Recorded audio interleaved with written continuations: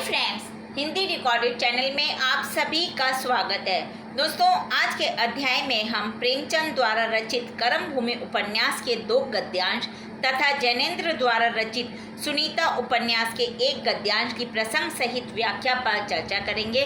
तो चलिए दोस्तों, शुरू करते हैं अपना आज का अध्याय और जानते हैं करम भूमि और सुनीता उपन्यास के गद्यांशों की व्याख्या के विषय में। सबसे पहले मैं अपना जो गद्यांश पढ़ रही हूँ वो करम भूमि उपन्यास से लिया गया है। कुछ देर के बाद सड़क पर सन्नाटा था। सावन की निद्रा सी काली रात संसार को अपने अंचल में सुला रही थी और मोटर अनंत में स्वप्न की भांति उड़ी चली जा रही थी। केवल देह में ठंडी हवा लगने से गति का ज्ञान होता था। इस अंधकार में सुखदा के अंतःस्थल में एक प्रकाश सा उदय हुआ, कुछ वैसा ही प्रकाश जो हमारे जीवन की अंतिम घड़ियों में उदय होता है, जिसमें मन की सारी कालिमाएं, सारी ग्रंथियां, सारी विषमताएं अपने यथार्थ रूप में नजर आने लगती हैं। तो दोस्तों, ये जो अभी मैंने गद्यांश पढ़ा, यह हमने लिया है प्रेमचंद द्वारा रचित हिंदी उपन्यास करम भूमि से। इसके में जो सुखदा है और अमरकांत की पत्नी, उसको लगता है कि जो उसका पति अमरकांत है वो सकीना जो एक गरीब लड़की है उससे प्यार करने लग गया। लेकिन उसका कुछ समय बाद ये भ्रम दूर हो जाता है और जब उसका यह भ्रम दूर होता है तो वो सकीना से मिलने के लिए उसके पास जा रही है और इस समय उसका हृदय निर्मल भाव से भरा हुआ है। और उसके मन में क्या भाव आ रहे हैं उसके बारे में प्रेमचंद जी लिखते हैं कि अब वो जो लिखते हैं उसको हम व्याख्या के रूप में जानते हैं। सुखदा मोटर गाड़ी में बैठकर सकीना के घर की ओर चल पड़ी। सड़क पर सन्नाटा पसरा हुआ था और जो रात का अंधेरा था वो चारों तरफ फैला हुआ था, मतलब गहरी रात थी। और गहरी रात में जो मोटर थी वो सड़क पर सरपट दौड़ रही थी और ठंडी हवा चल रही थी, जिससे सुखदा के शरीर में अजीब सी सिरहन हो रही थी। और बाहर के इस मंद समीर के स्पर्श ने उसके मन मस्तिष्क में शांत चिंतन का वातावरण पैदा कर दिया था। यानी कि वो इस समय बिल्कुल शांत थी और जो उसके मन में अपने पति अमरकांत और सकीना को लेकर जो गलत विचार थे वो सब दूर हो गए थे। और ऐसे में वो सुखदा सोचने लगी कि उसके हृदय में सकीना के प्रति नाहक ही द्वेष उत्पन्न हुआ। जो सकीना के पिता थे वो सुखदा के ससुर की दुकान पर नौकर थे और अचानक से उनकी मृत्यु हो जाती है। और उनकी मृत्यु के बाद परिवार का जो सकीना का परिवार होता है उसके पालन पोषण में अमरकांत आर्थिक सहयोग करने लगता है। और सकीना का परिवार घोर गरीबी में जीवन जी रहा था, इसलिए सकीना का परिवार ऐसे हालातों में अमरकांत की काफ़ी इज्जत करने लग जाता है और उनके मन में उसके प्रति श्रद्धा भाव उत्पन्न हो जाते हैं। और जब एक बार अमरकांत देखता है कि वो जो युवती सकीना है उसके बदन पर फटे कपड़े हैं तो वो उसे एक साड़ी ला कर दे देता है। और जैसे ही सुखदा को ये बात पता चलती है कि उसने सकीना को एक साड़ी दी है तो इसी बात से उसके मन में द्वेष आ जाता अपने पति का। लेकिन कुछ समय बाद जब उसका ये द्वेष की कालिमा छट जाती है तो उसका हृदय निर्मल और स्वच्छ भाव से भर जाता है।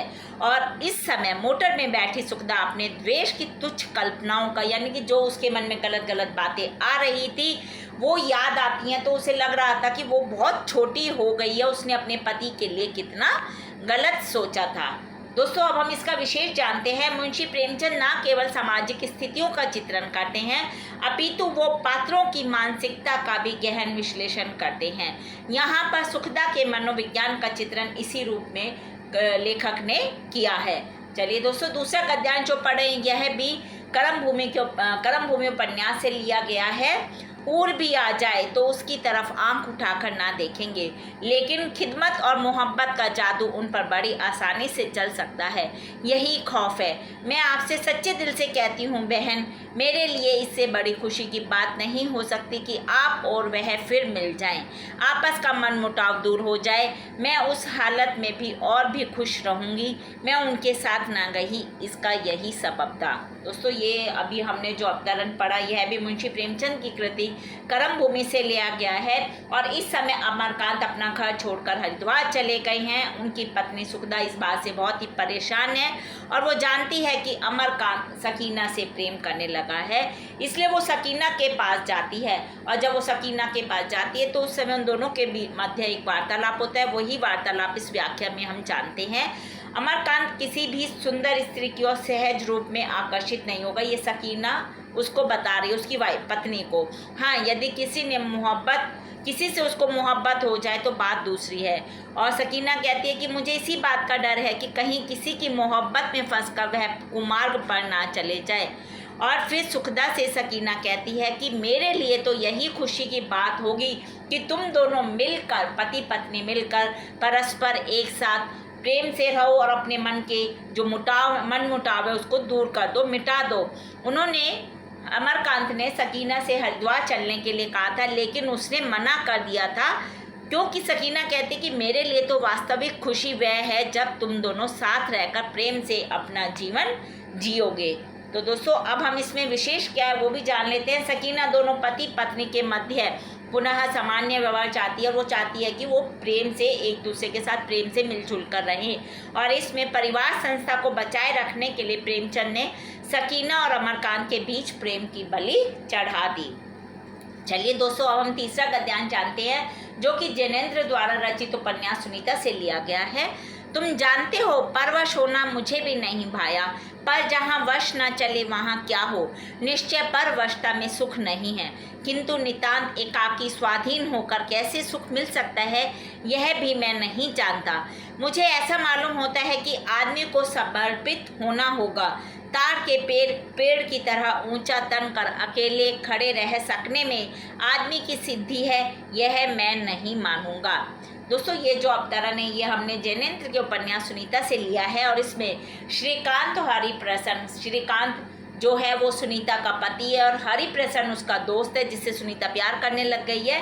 और इसमें श्रीकांत गृहस्थ की व्यवस्था के संदर्भ में बताते हुए कहते हैं कि हरिप्रसन्न, तुम जानते हो कि किसी दूसरे के वश में रहना मुझे भी अच्छा नहीं लगता। मैं किसी दूसरे के अधीन नहीं रहना चाहता। दूसरों की अधीनता यानी कि परवश होकर जीना जीवन में सुखद नहीं हो सकता, लेकिन इसके अलावा यदि हम जिंदगी का दूसरा पहलू देखते हैं तो नितांत एकाकी जीवन भी कभी आनंददायक नहीं हो सकता। ये श्रीकांत अपने दोस्त हरिप्रसन्न से कह रहे हैं।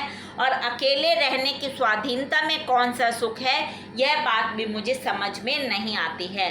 यद्यपि विवाह पूर्व मैं यह नहीं जानता था कि विवाह के बाद जीवन में इस प्रकार का समर्पण करना होता है, किंतु समर्पण भी कोई गलत नहीं है, क्योंकि अकेले रहकर तो ताड़ के पेड़ की भांति अकेले तन कर खड़े रहना ही जीवन नहीं है। जैसे ताड़ का पेड़ अकेला रहता है और तन का खड़ा रहता है, उस तरह से लेकिन मनुष्य अपना जीवन नहीं जी सकता।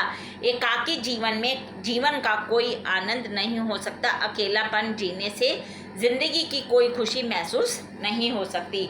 दोस्तों, विशेष क्या है इस गद्यांश में, श्रीकांत के इस कथन में गृहस्थ जीवन के आनंद का संकेत मिलता है। दूसरा है समाज में रहकर नितांत एकाकी जीवन जीना जीवन को निरर्थक बना देता है और गृहस्थ को बंधन मानते हुए भी इस बंधन की महत्ता को स्वीकार किया गया है।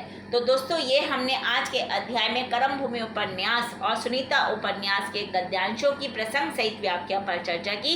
हिंदी भाषा के और भी प्रमुख विषयों पर हम आगे के अध्याय में समय समय पर इसी प्रकार चर्चा करते रहेंगे। पर दोस्तों, उनको सुनने के लिए आपको मेरे इस चैनल को लाइक और सब्सक्राइब करना होगा। धन्यवाद दोस्तों, आपका दिन शुभ हो।